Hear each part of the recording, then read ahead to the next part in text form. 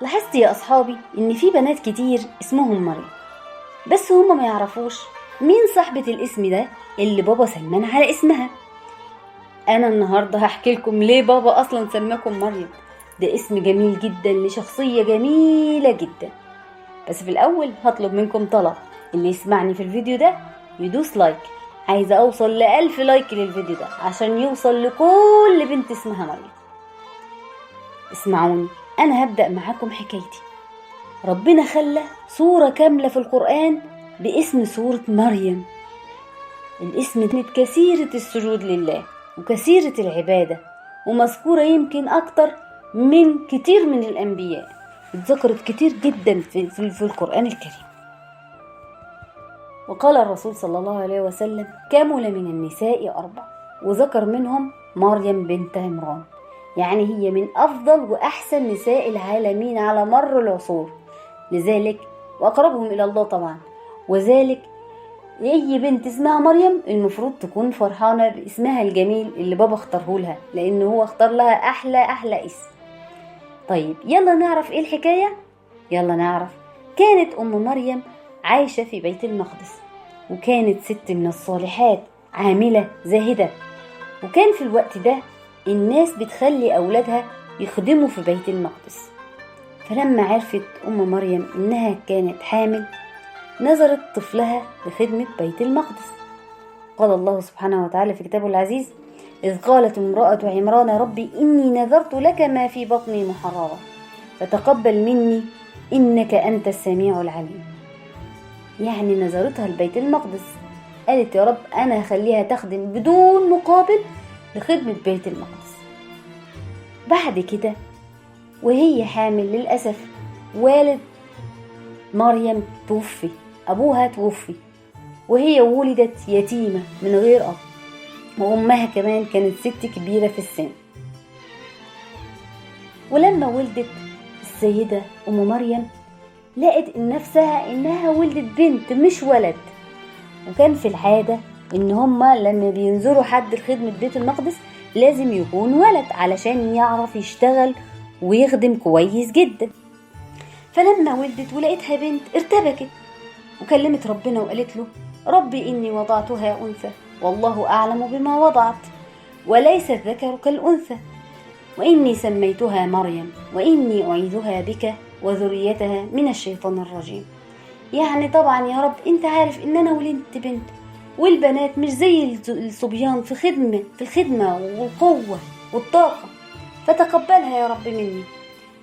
وما كانش من عادتهم إن البنات تخدم، لكن ببركة دعاء أمها ربنا تقبل منها وخلى فيها كمان القبول، يعني كل اللي يشوفها يحبها. وقال ربنا في كتاب العزيز: فتقبلها ربها بقبول حسن وأنبتها نباتا حسنا، يعني كمان خلاها متربية كويس جدا، ربنا خلاها متربية كويس جدا. ووافقوا علماء بيت المقدس على قبولها وخدمتها، وكانوا كمان بيحبوها. ولما كانت يتيمة كان لازم حد يكفلها، يعني يخلي باله منها ويخلي باله من طلباتها ويراعي أمورها. لكن هم كمان اتنافسوا عليها، كان كلهم نفسهم يكفلوها، لأن وزي ما قلت لكم يا أصحابي كانت عيلتها آل عمران عيلة من الصالحين، وأبوها كان راجل صالح وأمها كانت مشهورة بالعبادة والتقوى. وده كان أول تكريم من ربنا للسيدة مريم، إن يكون اللي بيكفلها هو نبي من أنبياء الله سيدنا زكريا عليه السلام. وكبرت السيدة مريم في بيت المقدس، وكانت بتخدم طبعا في بيت المقدس، بالإضافة إلى إن هي كانت عابدة زاهدة كل وقتها في العبادة والصلاة والذكر. وكان لها محراب بتصلي فيه وحدها.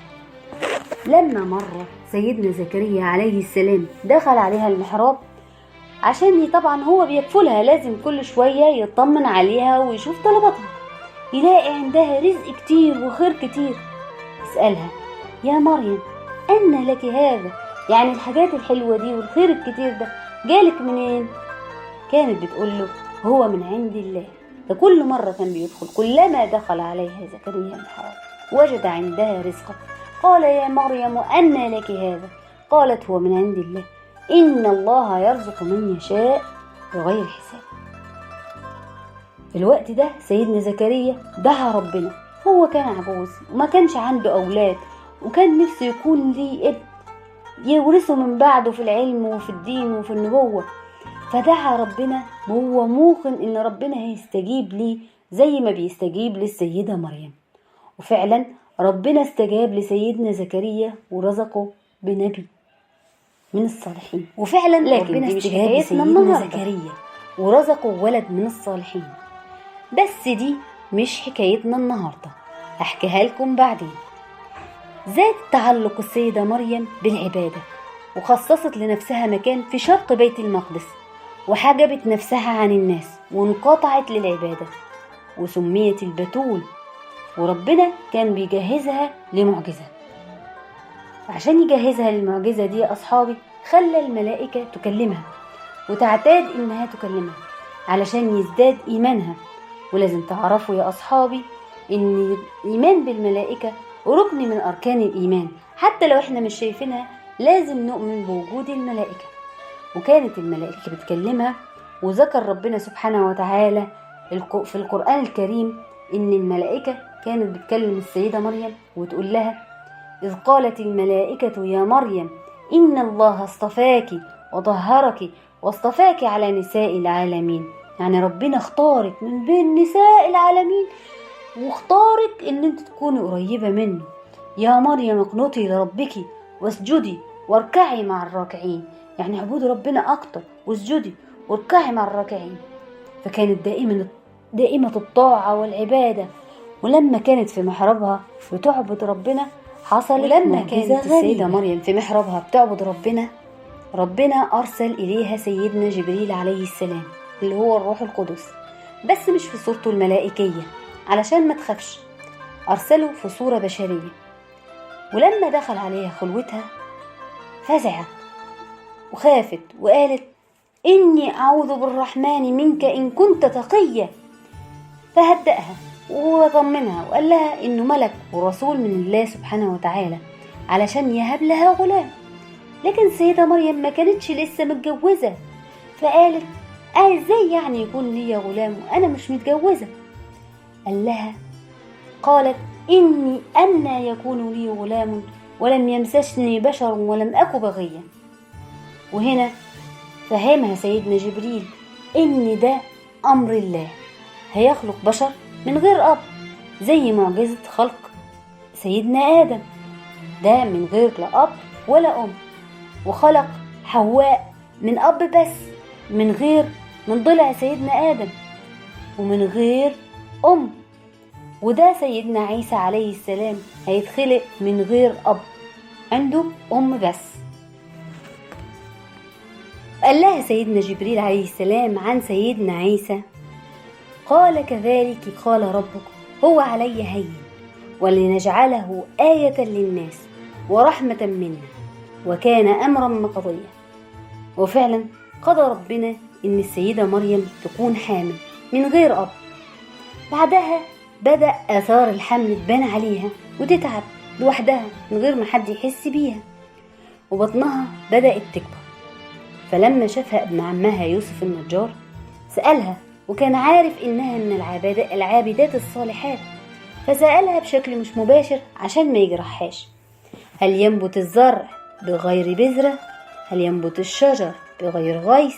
وهل يكون ولد بغير أب؟ فقالت له: ألم تعلم أن الله أنبت الزرع يوم خلقه بغير بذر؟ ألم تعلم أن الله أنبت الشجر يوم خلقه من غير مطر؟ ألم تعلم أن الله يوم خلق آدم خلقه من غير أب أو أم؟ فرد عليها وقال لها: أعلم أن الله على كل شيء قدير. وما قدرش يكلمها تاني في الموضوع ده. بس هي لما ظهر عليها الحمل طلعت من محرابها في بيت المقدس وراحت مكان بعيد علشان نظرات الناس وعلشان محدش يشوفها ولا يسألها السؤال ده تاني، لأن هي كانت معروفة إن هي من الصالحات، فمش عايزة حد يجرحها بالكلام. وفعلا راحت مكان بعيد علشان تتوارى عن أنظار الناس. وربنا قال في كتابه العزيز: فحملته فانتبذت به مكانا قصيا، أنا راحت مكان بعيد. فأجاءها المخاض إلى جذع النخلة، يعني فاجئها آلام الولادة عند جذع نخلة. قالت: يا ليتني مت قبل هذا وكنت نسيا منسيا. من كتر الألم والإحساس بالتعب وهي لوحدها، وكمان هتولد ولد من غير أب، الناس هتفضل تسألها. كل الهموم والمصاعب دي اجتمعت على السيدة مريم. ولما اجتمعت على السيدة مريم الهموم والخوف والتعب، ربنا خلاها ولدت ولقت غلام جميل نداها من تحتها. وربنا خلى الرضيع اللي لسه مولود يتكلم، ودي معجزة عظيمة. وقال لها: ما تخافيش، قد جعل ربك تحتك سرية، يعني خلى نهر يمر جنبك. وقال لها: هزي جذع النخلة ينزلك رطب جميلة، كلي منها واوعي تخافي وافرحي. فناداها من تحتها: ألا تحزني، قد جعل ربك تحتك سرية، وهزي إليك بجذع النخلة تساقط عليك رطبا جنيا، فكلي واشربي وقري عينا.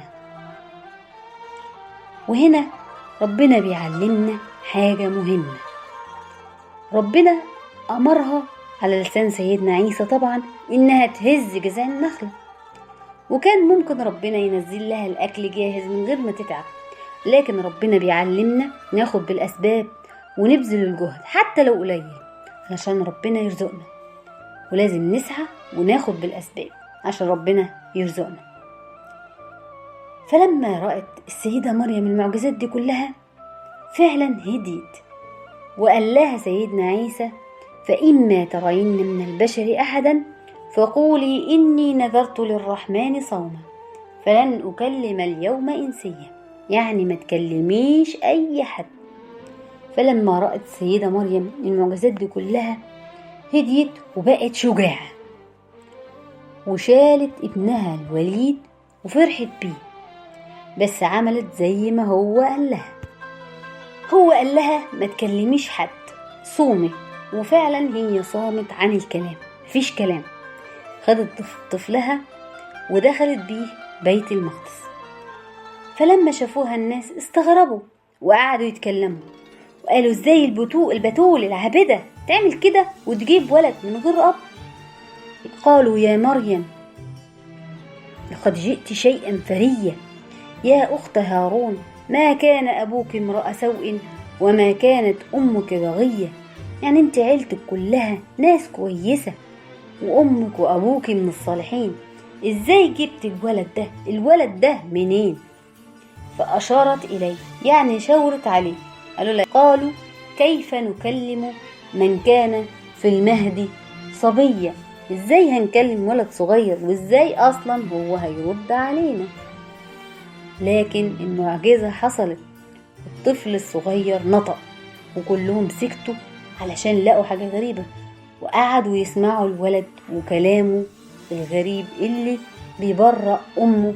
لكن المعجزة اللي حصلت سكتتهم، لقوا إنه بيتكلم فعلا في المهد وقال: إني عبد الله آتاني الكتاب وجعلني نبيا وجعلني مباركا أينما كنت وأوصاني بالصلاة والزكاة ما دمت حيا وبرا بوالدتي ولم يجعلني جبارا شقيا والسلام علي يوم ولدت ويوم أموت ويوم أبعث حيا. فلما الناس سمعوا الطفل الوليد تكلم في المهد، المعجزة الخطيرة دي خلتهم توقفوا عن إن هم يضايقوا السيدة مريم، وعرفوا إن سيدنا عيسى ابن مريم معجزة من عند ربنا، وإنه ولد بدون أب زي ما سيدنا آدم ولد بدون أب أو أم، بس بأمر الله.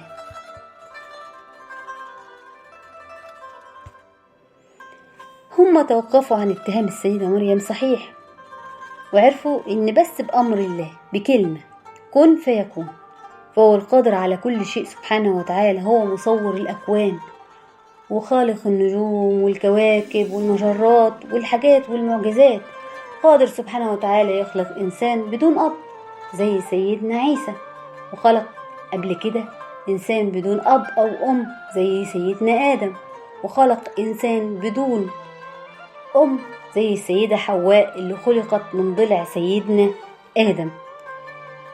وهو قادر سبحانه وتعالى على كل شيء، إنما أمره إذا أراد شيئا أن يقول له كن فيكون. بس بعد كده السيدة مريم خافت على ابنها، وخدت ابنها ومشيت من بيت المقدس وتحركت في كل البلاد وهي بتحمي ابنها، وجت مصر هنا كمان ليها مكان معروف إن هي نزلت فيه. كده تبقى خلصت حكايتنا النهاردة يا أصحابي. يا ريت كل اللي اسمهم مريم اكتبولي في التعليقات. وتوتة توتة خلصت الحدوتة. السلام عليكم. لا تنسوا الإعجاب بالفيديو والاشتراك في القناة تشجيعا لنا لنستمر بنشر المزيد إن شاء الله.